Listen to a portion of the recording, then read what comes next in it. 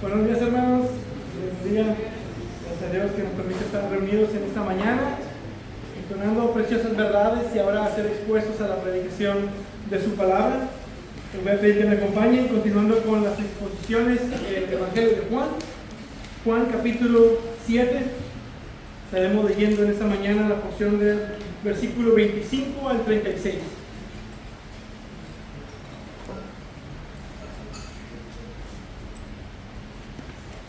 Juan, capítulo 7,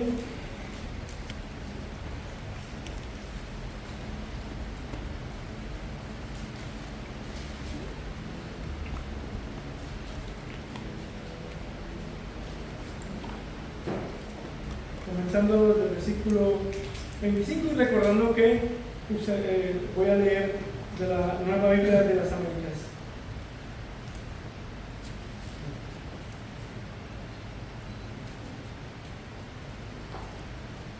Dice la palabra de Dios en esta mañana. Entonces, algunos de Jerusalén decían: ¿no es este el que procura matar? Y vean, habla en público y no le dice nada. ¿No será que en verdad los gobernantes reconocen que ese es el Cristo? Sin embargo, nosotros sabemos de dónde es este. Pero cuando venga el Cristo, nadie sabrá de dónde es. Jesús entonces, mientras enseñaba en el templo, exclamó en alta voz: ustedes me conocen y saben de dónde soy. Yo no he venido por decisión propia, pero aquel que me envió es verdadero, a quien ustedes no conocen. Yo lo conozco porque procedo de él, y él me envió. Procuraba pues prender a Jesús, pero nadie le echó mano porque todavía no había llegado su hora. Pero muchos de la multitud creyeron en él y decían: cuando el Cristo venga, ¿acaso hará más señales que las que éste ha hecho? Los fariseos oyeron a la multitud murmurando estas cosas acerca de él. Entonces los principales sacerdotes y los fariseos enviaron guardias para que lo prendieran. Pero Jesús dijo: por un poco más de tiempo estoy con ustedes, después voy a aquel que me envió. Me buscarán y no me hallarán, y donde yo esté, ustedes no pueden ir. Decían entonces los judíos entre sí: ¿a dónde piensa irse este que no lo podemos encontrar? ¿Será acaso que quiere irse a la dispersión entre los griegos y enseñar a los griegos? ¿Qué quiere decir esto que ha dicho? Me buscarán y no me hallarán, y donde yo esté, ustedes no podrán ir. Vamos a ver. Padre Dios eterno y bendito, gracias te damos porque nos permites estar reunidos, nos permites exponernos a la predicación de tu palabra. Yo te pido que me uses en esta mañana, que tu Espíritu Santo sea con cada mente, con cada corazón, estando dispuesto a escuchar la predicación, y que tú abras nuestro entendimiento para ser expuestos a tu verdad, la cual nos santifica. Esta mañana damos gracias por esta porción, y damos gracias porque sabemos que estás con nosotros. Sabemos que tú estás edificando a tu pueblo y tú estás glorificando tu santo nombre. Bendito seas. Lo pedimos en el nombre de Cristo. Amén. En 1952, un grupo de investigadores encontró en el océano una de las criaturas más extrañas que se habían conocido hasta ese entonces, conocido como el celacanto o actinistia. Durante décadas se creía que este pez había desaparecido hacía unos 65 millones de años, porque únicamente se conocía por medio de los fósiles. Por eso este pez es llamado también un fósil viviente. Cuando apareció un ejemplar moderno, los científicos tuvieron que reconsiderar lo que creían saber acerca de esta criatura. El problema no fue que el pez había aparecido de repente. El problema era que el conocimiento que tenían adquirido por el fósil solo era algo incompleto. Habían construido una conclusión a partir de la información que poseían, pero la realidad era muy diferente que su comprensión. Algo parecido ocurre en este pasaje, aunque infinitamente más profundo. Los hombres tienen a Cristo delante de ellos, lo escuchan hablar, observan sus obras y conocen aspectos de su vida. Sin embargo, no comprenden correctamente a quién tienen delante. Su problema no es que Jesús se haya ocultado de ellos, ni haya hablado de una manera confusa delante de ellos. Ellos están interpretando a Cristo desde una perspectiva limitada y terrenal. Esto viene directamente de lo que vimos en el pasaje anterior, en Juan capítulo 7, versículos 14 y 24, donde encontramos las marcas del verdadero enviado de Dios. Jesús había subido a la fiesta y comenzó a enseñar en el templo. La multitud se sorprendió de su enseñanza y del conocimiento que tenía, aunque sabían que no había recibido una formación rabínica formal. Jesús explicó que su enseñanza no procedía de él mismo, sino de aquel que lo había enviado. Y mostró que quien realmente quiere hacer la voluntad de Dios podría reconocer que su enseñanza realmente procedía de Dios. Finalmente, Jesús confrontó a la multitud porque juzgaban según las apariencias y no con un justo juicio. Ahora Juan continúa desarrollando precisamente esa incapacidad para juzgar correctamente acerca de quién es Cristo. La discusión ya no se centra solamente en la autoridad de su enseñanza, sino en quién es realmente Jesús. Los habitantes de Jerusalén saben que las autoridades quieren matarlo, pero lo ven enseñando públicamente. Entonces comienzan a preguntarse si realmente Él es el Cristo. Sin embargo, creen tener una razón para descartarlo. Piensan que conocen de dónde viene. Y aquí encontramos el problema central del pasaje. El problema del hombre no es que Cristo no se haya revelado suficientemente o que hubiera una falta de claridad en lo que Cristo está enseñando. El problema es que el hombre, en su condición natural, no puede comprender correctamente la gloria de Cristo. Por eso necesitamos que Dios abra nuestros ojos para reconocer al Cristo que se ha revelado. Juan nos llevará entonces por una progresión muy clara. Los hombres no comprenden quién es Cristo. Después responden ante Él de formas distintas. Y finalmente no comprenden a dónde va Cristo. Y al seguir esa progresión, veremos no solamente la confusión de aquellos hombres, sino también la grandeza de Cristo, quien permanece plenamente consciente de su identidad, su misión y su destino, mientras los hombres intentan comprenderlo desde una perspectiva terrenal. Así que observemos primero cómo los hombres no comprenden quién es Cristo. Versículo 25. Entonces algunos de Jerusalén decían: ¿no es este el que procuran matar? Y vean, habla en público y no le dice nada. ¿No será que en verdad los gobernantes reconocen que este es el Cristo? Juan presenta la confusión de los habitantes de Jerusalén respecto a quién es Jesús. Algunos sabían que las autoridades estaban buscando matarlo, pero les resulta extraño verlo hablar y enseñar públicamente en el templo sin que nadie lo detenga. Es decir, si lo querían realmente matar, ahí había una buena excusa y una buena oportunidad y no la estaban aprovechando. Y eso lleva a cuestionar la situación si quizás los gobernantes han llegado a reconocer a Jesús como el Cristo. Y observen que esto no es un reconocimiento personal, sino que cuestionan más bien a los gobernantes, que no han escondido muy bien su intención de querer arrestar y matar a Jesús.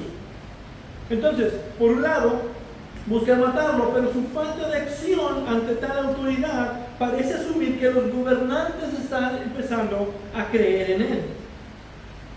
Sin embargo, su razonamiento continúa limitado por lo que creen conocer acerca de Jesús. Versículo 27.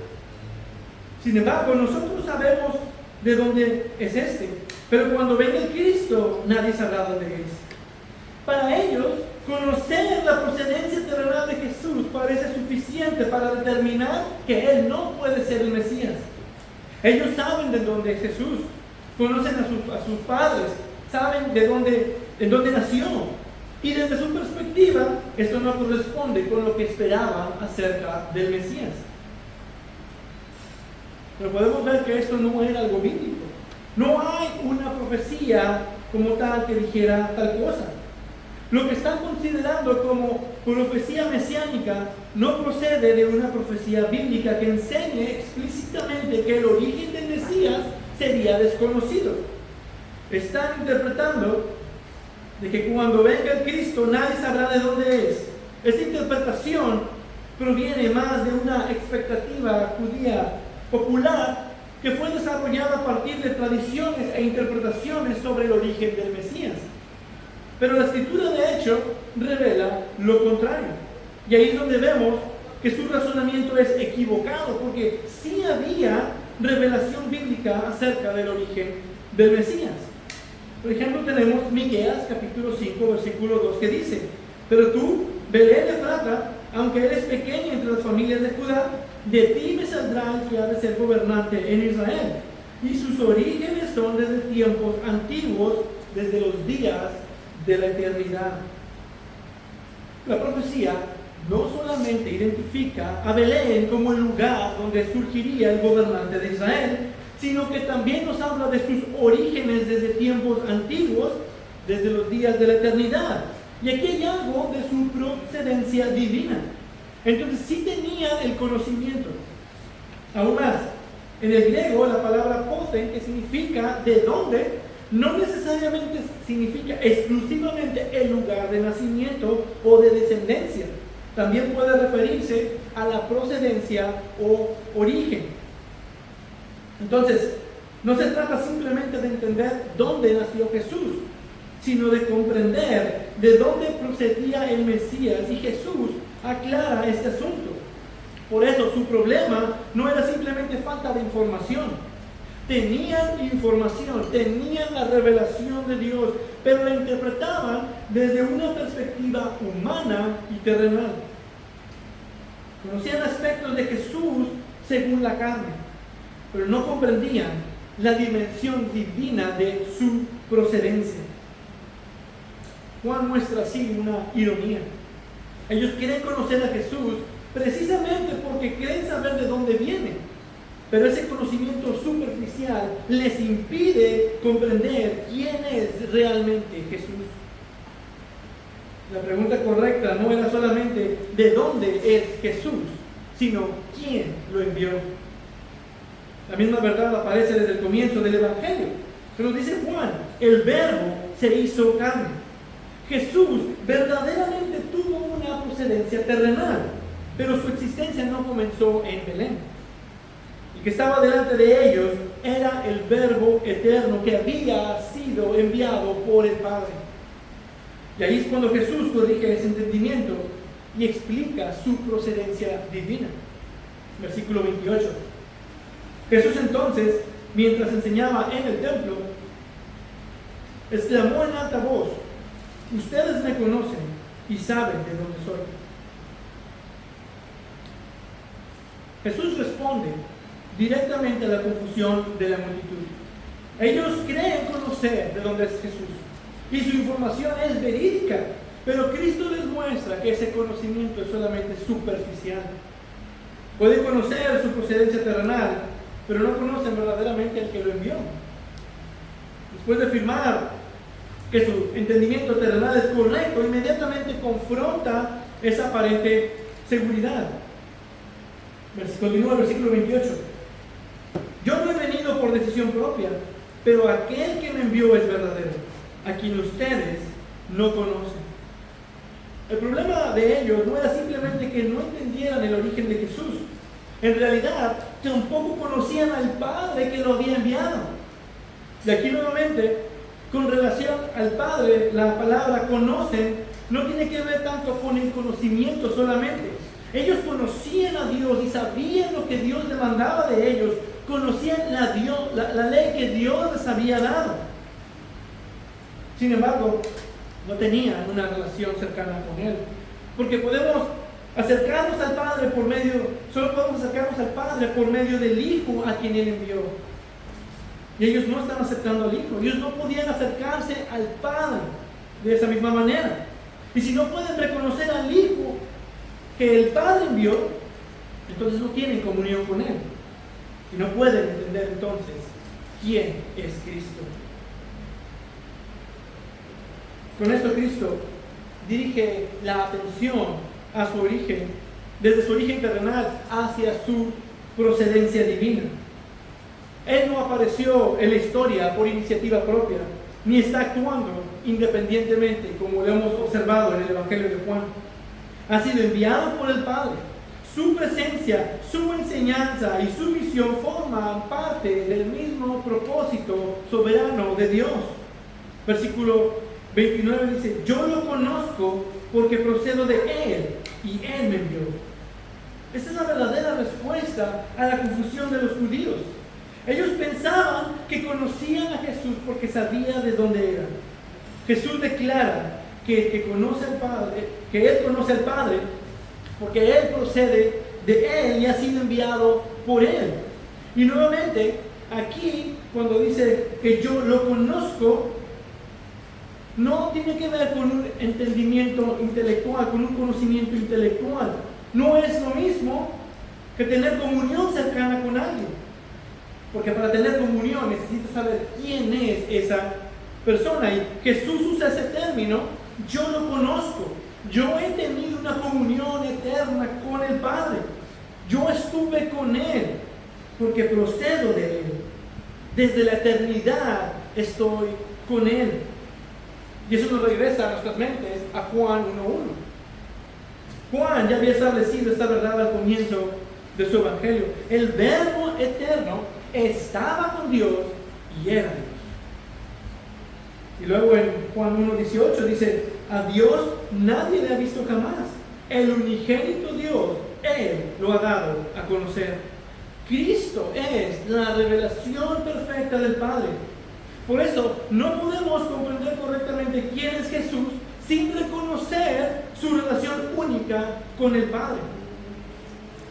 A lo mejor un mensajero puede ser conocido por su apariencia o por el lugar de donde llegó, pero la verdadera autoridad de su mensaje depende de quien lo envía.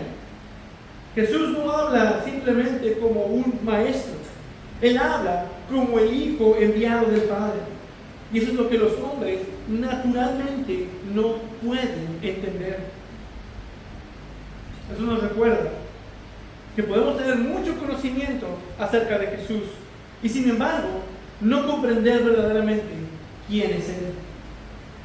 Los judíos habían visto sus obras, habían escuchado de primera mano sus enseñanzas y conocían aspectos de su vida, pero su comprensión acerca de Jesús seguía siendo terrenal. El problema del hombre no se resuelve acumulando más y más información acerca de Cristo. Necesitamos que Dios abra nuestro corazón para poder reconocerlo tal como Él se ha revelado en las Escrituras. Porque Cristo no es simplemente un hombre admirable, un maestro religioso o un personaje importante en la historia. Él es todo eso, pero aún más, Él es el Hijo enviado por el Padre, el Verbo eterno. Por eso, conocer verdaderamente a Cristo implica reconocer su autoridad, confiar en su obra y someternos a Él por fe. Y si no lo has hecho hoy, es el día. Si no has confiado en Cristo, hoy es el día. Aún puedes no entenderlo todo, pero si Dios ha hablado en tu corazón, podrás reconocer que Cristo es el enviado del Padre para darnos su palabra. Él nos reveló al Padre, nos mostró al Padre, nos mostró su imagen. Y por medio de su sacrificio, ahora Él nos ha reconciliado con Dios. Esa es la buena noticia del Evangelio. Aquel que fue enviado por el Padre vino precisamente para salvar pecadores que no podían llegar a Dios por sus propios medios. El Cristo que los hombres no comprendieron es el mismo Cristo que se entregaría por su pueblo y que después de cumplir su obra regresaría al Padre que lo envió. Así que esto debe ayudarnos a entender que no debemos de conformarnos con simplemente saber cosas acerca de Jesús, saber teología solamente por saber. Debemos mirar por fe al Cristo que las Escrituras revelan y descansar en Él como el Hijo enviado por el Padre para nuestra salvación. Porque no hay otro camino. Solo en Cristo. Y mientras los hombres tienen sus opiniones con respecto a su mal entendimiento, había quienes entre la multitud escucharon a Jesús. Y esto generó respuestas opuestas ante la realidad de quién es Cristo. Y ese será nuestro segundo punto. Versículo 30. Procuraban pues prender a Jesús. Como hemos observado con todas las señales en el Evangelio de Juan, la revelación de Jesús no deja a los hombres indiferentes, no deja a los hombres sin una respuesta. Después de escuchar sus palabras, algunos de los presentes procuraban arrestarlo. La oposición contra Cristo ya había sido establecida desde antes, pero Juan muestra nuevamente que aquellos hombres responden a las enseñanzas de Jesús intentando silenciarlo. Sin embargo, el versículo 30 introduce una verdad fundamental. Pero nadie le echó mano porque todavía no había llegado su hora. Ellos tenían la intención de arrestarlo, pero su intención no podía cumplirse fuera del tiempo determinado por Dios. Esto nos muestra la realidad de que Dios tiene el control sobre todas las situaciones. Y ni Satanás, y ni los hombres pueden frustrar lo que Dios se ha propuesto hacer. Los tiempos los ha determinado el Señor. Él es quien cambia los tiempos y las edades, Daniel 2:21. Observamos anteriormente que Jesús sabía esto y actuó de acuerdo a los tiempos del Padre. Y su hora aún no había llegado. Y por lo tanto, por más deseos que tuvieran los hombres de prender a Jesús, eso no iba a suceder. La oposición humana era real, pero estaba completamente limitada por la soberanía divina. Esto vuelve a confirmarse en el versículo 32. Los fariseos oyeron a la multitud murmurando estas cosas acerca de él. Entonces los principales sacerdotes y los fariseos enviaron guardias para que lo prendieran. Los fariseos y los principales sacerdotes enviaron alguaciles para que lo arrestaran. La oposición ya no era simplemente una intención. Las autoridades toman medidas concretas contra Jesús. Pero aún todo esto está ocurriendo dentro del control soberano de Dios. Nadie podía adelantar el momento establecido para Cristo. Más adelante sabremos que incluso los guardias tampoco lo arrestaron por obra de Dios. Podemos ver que Juan no presenta a Jesús como alguien que escapó accidentalmente de sus enemigos o que tuvo extremada suerte. Cristo no fue protegido porque sus enemigos fueron incapaces, sino porque todavía no había llegado su hora. Su muerte no ocurriría cuando los hombres lo decidieran, sino cuando el Padre lo hubiera determinado. La expresión estaremos observando en el Evangelio de Juan. Su hora es fundamental en el Evangelio. Juan está marcando deliberadamente que todo el plan de redención tenía tiempos, tenía lugares y formas establecidas. Todo iba a suceder tal y como Dios planeó desde la eternidad pasada. Desde esa perspectiva, la cruz no será una derrota inesperada, sino el cumplimiento del propósito soberano de Dios para su Hijo. Es absurdo ver a un hombre frente a un tren que viene a toda velocidad pensando que podrá detenerlo simplemente porque tenga toda la intención de hacerlo o porque se crea capaz. El tren continúa hasta llegar al destino y el momento establecido en que tenía que llegar, aun si se tiene que llevar la persona de por medio. Así también de absurdo es ver a los enemigos de Cristo intentando arrestarlos fuera del tiempo establecido por Dios. Pero sabemos que esta es una respuesta natural del hombre. El hombre bajo su condición de pecado, da este tipo de respuestas por aceptación, por conveniencia, por rechazo, incluso de odio o de persecución.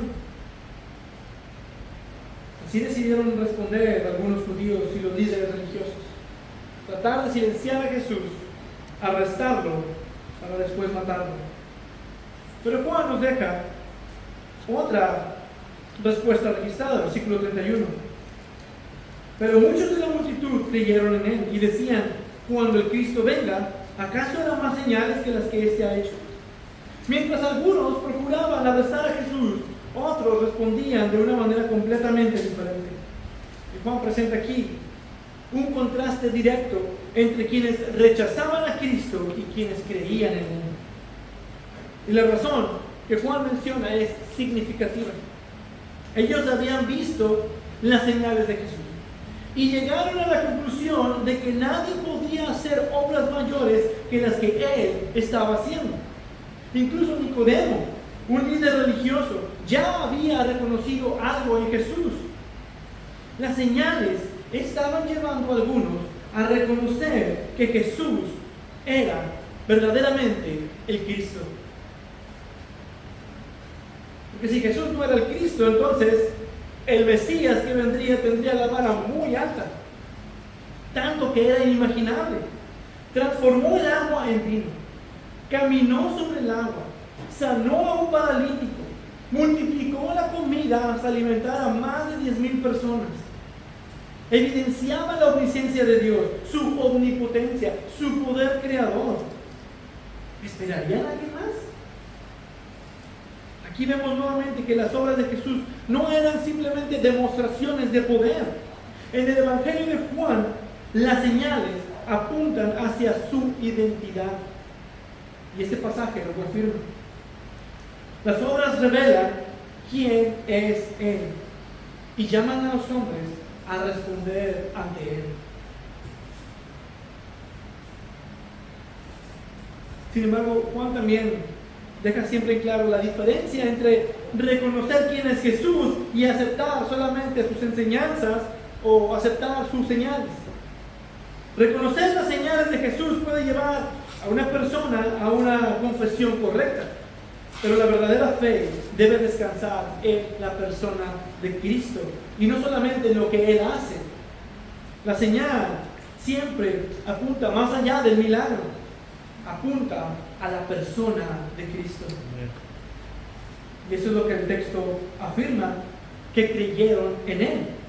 Recordemos que Juan no escribe a la ligera a quienes creen. Siempre nos deja el contexto entre quienes creen y quienes no creen, para que entendamos que la fe es producida por una obra sobrenatural. Y lo que dicen apunta a que realmente las señales nos llevaron a ver que Jesús era el Cristo. Entonces el contraste del pasaje es evidente. La misma revelación de Cristo produce respuestas opuestas. Unos quieren arrestarlo, otros creen en Él. Y esas respuestas revelan el corazón, porque solo un corazón regenerado puede creer en Él. Y esa es la única verdad universal declarada desde Génesis y a través de toda la historia de la humanidad. Solo hay dos religiones en el mundo: los que creen en Cristo y los que no creen en Cristo. Este pasaje nos reitera esta verdad que Juan quiere dejarnos en nuestras mentes. La presencia de Cristo siempre exige una respuesta. Nadie puede permanecer completamente neutral frente a Él. O estás en Cristo o estás sin Cristo. Cristo no solo vino a dividir la historia de la humanidad, también vino a dividir la humanidad en dos. Algunos lo rechazan porque su autoridad confronta sus deseos y su pecado. Otros responden con fe al reconocer quién es Él. La pregunta que este pasaje deja delante de nosotros no es simplemente si hemos escuchado acerca de Jesús, sino más bien cómo respondemos ante la revelación que Él nos ha dado. Los que procuraban arrestarlo y los que creyeron en Él estaban viendo a la misma persona, estaban delante del mismo Jesús. Habían sido expuestos a sus mismas señales, pero respondieron de manera completamente diferente. Esto nos muestra que no es suficiente reconocer intelectualmente las obras de Cristo.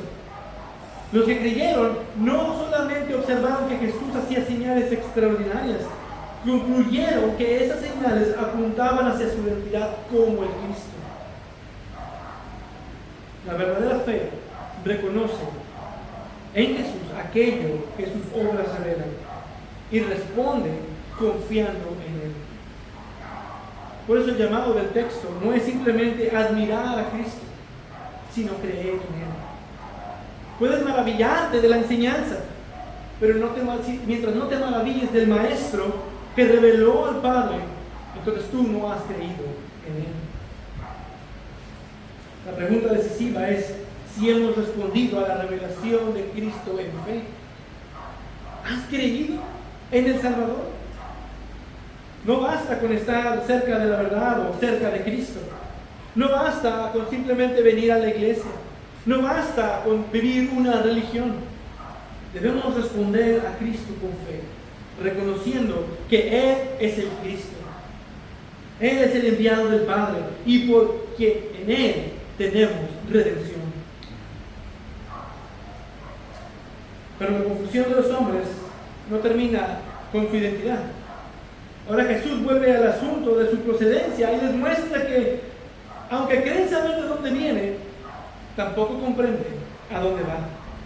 Y este será nuestro tercer punto.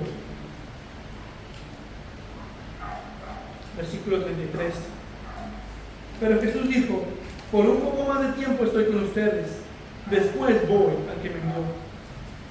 Después de ver la oposición de algunos y la fe de otros, Jesús anuncia que su presencia entre ellos sería temporal. Cristo sabía que su ministerio terrenal tenía un tiempo determinado y que su partida no sería bajo las circunstancias o el producto de las acciones de los hombres, ni de la voluntad de sus enemigos. La expresión voy al que me envió vuelve a llevarnos al tema de su procedencia. Jesús vino del Padre y ahora anuncia que regresará al Padre, porque procede de Él. Su ministerio terrenal está completamente conectado con la misión que recibió de su Padre. El que fue enviado por el Padre no permanecería indefinidamente en este mundo. Venía por una misión y al cumplirla regresaría de vuelta a la gloria cuando cumpliera esa misión. Y a partir de ahí, Jesús no estará más en este mundo. Versículo 34. Me buscarán y no me hallarán, y donde yo esté, ustedes no pueden ir. Sus palabras apuntan hacia una realidad que todavía no comprenden. Su partida no será simplemente un cambio de lugar dentro de este mundo, sino su regreso al Padre en el cielo después de cumplir la obra que le fue encomendada. Y ahí junto al Padre nadie puede ir hasta que Cristo haya abierto el camino y la puerta para ir al Padre. Pero no es algo que los hombres puedan hacer. Nadie puede ir al Padre si no es por medio de Cristo. Y me estoy adelantando, pero es lo que Jesús dirá en Juan capítulo 14, versículo 6. Yo soy el camino, la verdad y la vida. Nadie viene al Padre sino por mí. Este anuncio también revela que Cristo permanece en control de su misión y de sus tiempos. Los hombres podrían intentar arrestarlo, pero no podían determinar cuándo terminaría su ministerio. Jesús mismo declara que su permanencia sería por un poco de tiempo y después iría al Padre. Todo ocurre dentro del propósito soberano de Dios. Sin embargo, los hombres siguen intentando entender las palabras de Jesús bajo una mente terrenal, versículo 35. Decían entonces los judíos entre sí: ¿a dónde piensa irse ese que no lo podamos encontrar? ¿Será acaso que quiere irse a la dispersión entre los judíos y enseñar a los griegos? Las palabras de Jesús producen nuevamente confusión. Los judíos comienzan a cuestionar sus palabras.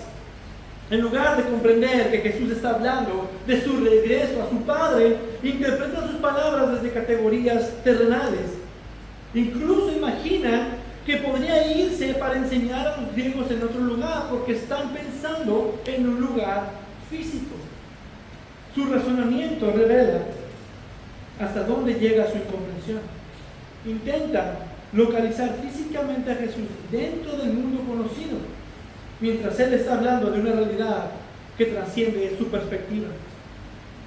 Simplemente no podían entender porque no tenían la capacidad espiritual para hacerlo. Versículo 36. ¿Qué quiere decir esto que ha dicho? Me buscarán y no me hallarán, y donde yo esté, ustedes no podrán ir. No comprenden el significado de las palabras de Cristo porque siguen interpretándolas desde una perspectiva terrenal. Ellos están pensando en este planeta Tierra. ¿A qué lugar de este planeta puede ir donde no lo podamos encontrar? Ese es el mismo problema que apareció al principio del pasaje. Primero no comprendían su verdadera procedencia y ahora tampoco comprenden su destino. Precisamente como no pueden entender quién es Cristo, por lo tanto no pueden entender de dónde viene ni a dónde va. Pero Jesús sí sabe exactamente a dónde va. Su partida no representa una incertidumbre o un fracaso. Él sabe que regresará al Padre que lo envió. Los hombres están confundidos acerca de su destino, pero Cristo permanece plenamente consciente de su misión y de su cumplimiento. Es como una persona que solamente conoce el trayecto de una ciudad, pero se confunde cuando alguien le habla de un destino que está fuera de ese alcance de su conocimiento. El problema no está en que el destino sea incierto, sino que su conocimiento es limitado. Y así ocurre con estos hombres. Intenta interpretar las palabras de Cristo dentro de los límites de su comprensión limitada. Los judíos no podían comprender la partida de Cristo porque estaban intentando interpretar sus palabras desde una mente carnal, desde una perspectiva terrenal. El mismo problema puede aparecer hoy cuando intentamos comprender a Cristo únicamente desde nuestras categorías, desde nuestras experiencias o desde nuestros razonamientos. Cristo no tiene que acomodarse a nuestra manera de pensar. Nosotros somos los que necesitamos someternos a lo que Él ha revelado en su palabra. Porque es solo por la palabra que podemos entender la voluntad de Dios para nuestra vida. Y es por medio de esa palabra revelada que nosotros podemos comprender su partida, que nos confirma que el plan eterno de redención no podía fallar. Jesús vino del Padre, cumplió la misión que recibió y regresó al Padre con una gran victoria. Su muerte, su resurrección y su ascensión forman parte del mismo propósito, del mismo plan eterno de la redención, del mismo plan y propósito soberano de Dios.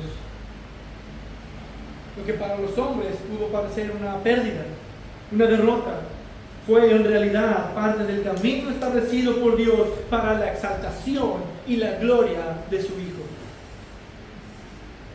Por eso nuestra esperanza no depende de tener respuestas para todo, sino de confiar en aquel que conoce perfectamente de dónde vino, quién es y a dónde va.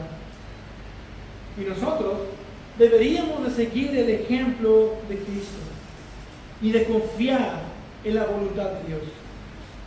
No siempre podemos entender por qué pasan las pruebas o las dificultades de nuestra vida. Habrá momentos en los que no entenderemos por qué Dios permite cierta situación, por qué una puerta se cierra o por qué una oración parece no recibir respuesta, o por qué es que debemos atravesar determinadas circunstancias en nuestra vida. Pero no necesitamos comprender cada detalle de nuestro camino para confiar en aquel que conoce perfectamente nuestro destino. Pero sí podemos estar seguros de saber lo que somos ahora en Cristo. Nosotros procedemos de Dios por la obra del Espíritu Santo porque Él nos ha dado vida nueva. Nuestra vida no encuentra su origen definitivo en nuestras circunstancias, en nuestros fracasos o en nuestros logros o en lo que otros dicen acerca de nosotros, sino en la obra de Dios que nos ha hecho nuevas criaturas en Cristo. También somos representantes de Cristo, porque somos transformados a su imagen y llamados a ser embajadores de Él. Por eso, nuestra identidad no tiene que ser definida por el mundo. No necesitamos buscar en la aprobación de otros quiénes somos, porque Cristo ya nos ha dado una identidad y un propósito, el de pertenecerle y representarlo mientras vivimos en este mundo. Y vamos hacia el Padre. Ese es nuestro destino. Nosotros no somos de este mundo. Y en Cristo tenemos el camino abierto. Nuestro destino tampoco depende de lo que nosotros podamos controlar en esta vida. Cristo ha abierto el camino al Padre y nuestra esperanza es estar con Él para siempre. Por eso podemos enfrentar el presente sin vivir dominados por la incertidumbre acerca del futuro, porque sí o sí llegaremos allá. Amén. Aquel que comenzó la buena obra en ustedes, la terminará. Entonces, si tu identidad está en Cristo, puedes estar seguro de dónde vienes, quién eres y a dónde vas. Puedes no comprender todos sus caminos, pero puedes confiar plenamente en Él. Aunque no conozcas lo que traerá el mañana, sabes quién te dio vida, sabes a quién perteneces y sabes hacia dónde te conduce Cristo. Para terminar, Juan nos ha mostrado a hombres que tenían a Cristo delante de ellos, escuchaban sus palabras y veían sus obras, pero aún así no podían comprenderlo correctamente. No podían comprender de dónde realmente procedía, no podían comprender quién era realmente y no podían comprender a dónde iba después. Cristo se revelaba claramente. Se presentó públicamente en el templo a enseñar con autoridad, pero ellos interpretaban su persona desde una perspectiva terrenal. Y eso no es solamente el problema de aquellos hombres, ese es el problema de toda la humanidad. El hombre natural no puede comprender correctamente las realidades espirituales porque su mente está enemistada con Dios. Por eso, cuando Dios revela la verdad, el hombre no solamente la rechaza, muchas veces intenta reemplazarla con otra explicación. Y aquí debemos entender algo. El mundo no puede comprender quién es Cristo y trata de engañarte acerca de la realidad que Dios ha revelado en su palabra.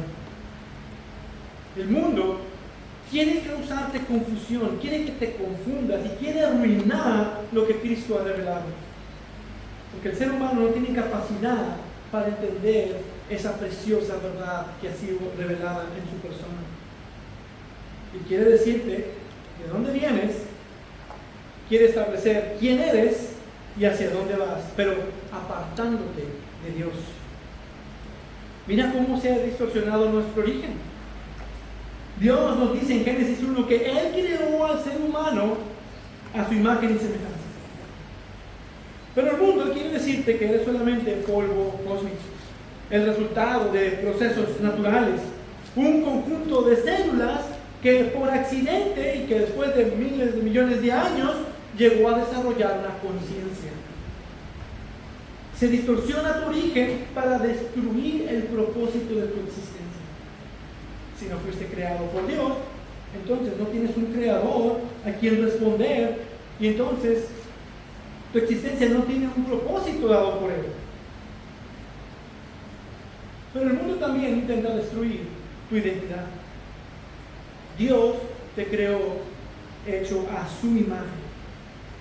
Tu valor no depende de tu capacidad, de tu apariencia, de tu éxito o de la opinión de otros. Tienes valor porque has sido hecho a la imagen de Dios. Sin embargo, el mundo intenta destruir esa identidad y reemplazarla con una identidad construida por el hombre. Y después de tantos intentos diferentes, con la llegada del pensamiento postmoderno y el humanismo, ya no solamente se nos dice que somos animales altamente desarrollados, ahora se nos dice que tú puedes definir independientemente de Dios quién eres. Y ahí está la llamada ideología de identidad de género. Y esto ha llegado todavía aún más. Porque tu identidad ya no tiene que percibirse o recibirse de lo que Dios ha dicho, sino que tú puedes determinar cómo te autopercibes. E incluso ahora, al punto de que encontramos personas que se autoperciben como animales, lo que comúnmente se les determina los Therian. El mundo entero está entrenado para destruir la identidad que Dios ha establecido para ti. Y finalmente, el mundo tampoco quiere que comprendas cuál es tu verdadero destino.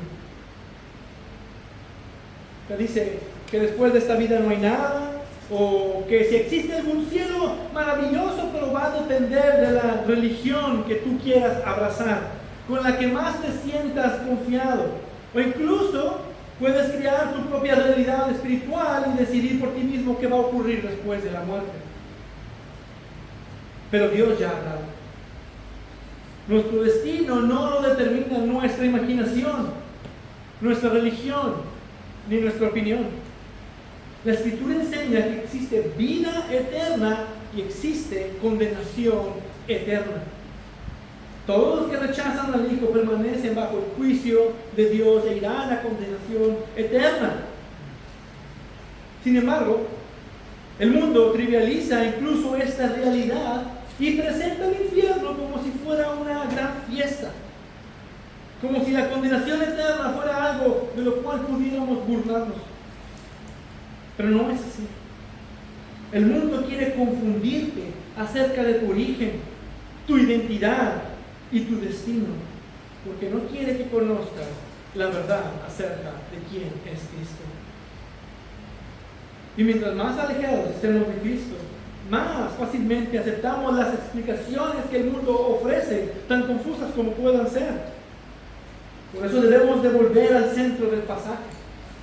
Cristo es la imagen de Dios, la revelación de Dios y la respuesta de Dios para el hombre confundido. Él habla claramente acerca de quién lo envió, de quién es Él, de su misión y de su destino. Sin embargo, los hombres, limitados por su perspectiva terrenal, no comprenden correctamente su identidad. Reaccionan de manera diferente ante Él y tampoco pueden entender su partida. Pero nosotros no tenemos que permanecer en esa confusión. En Cristo encontramos la verdad acerca de nuestro origen, de nuestra identidad y de nuestro destino. Sabemos de dónde venimos. Dios nos creó a su imagen. Y si estamos en Cristo, el Espíritu Santo nos ha dado vida nueva. Ahora somos nuevas criaturas en Cristo. Sabemos quiénes somos por lo que Cristo ha hecho. Le pertenecemos al Rey de Reyes. Hemos hechos hijos de Dios y estamos siendo transformados a la misma imagen de su Hijo. Y tenemos toda la certeza hacia dónde vamos. Cristo regresó al Padre y ha abierto el camino para que su pueblo también esté con Él. Cristo mismo lo dijo. Por eso fue primero al Padre, porque voy a preparar un lugar para ustedes. Juan 14:2. Nuestro destino no está en las manos del mundo, ni en nuestras propias manos, sino en las manos de aquel que murió, resucitó y ascendió victoriosamente. Amén. Por eso no permitas que el mundo defina por ti aquello que Dios ya ha revelado. No permitas que el mundo te diga de dónde vienes, quién eres o hacia dónde vas. Solamente mira a Cristo, escucha a Cristo y cree en Cristo. Porque en Cristo tienes un origen con propósito, una identidad verdadera y un destino glorioso. Amén. Padre Dios eterno y bendito, gracias te damos por este precioso plan de redención, el cual tú formaste y ejecutaste en los tiempos perfectos. Y tu Hijo, al venir al mundo, hecho carne, cumplió esa misión en los tiempos que tú habías establecido. Y al cumplir todo eso, ahora nosotros, por fe, tenemos entrada a tu trono, tenemos entrada a una nueva vida, a una vida eterna y gloriosa, junto con Cristo. Gracias te damos por eso. Y si hay alguien aquí que no puede entender esa realidad, porque su condición natural le prohíbe, te pedimos que tú obres en su corazón. Porque si tú no obras, la palabra va a entrar en terreno infértil. Pero si tú obras en tu corazón, la palabra caerá como buena semilla y germinará a su tiempo. Te pedimos que sigas obrando en nuestros medios por medio de tu verdad. Amén.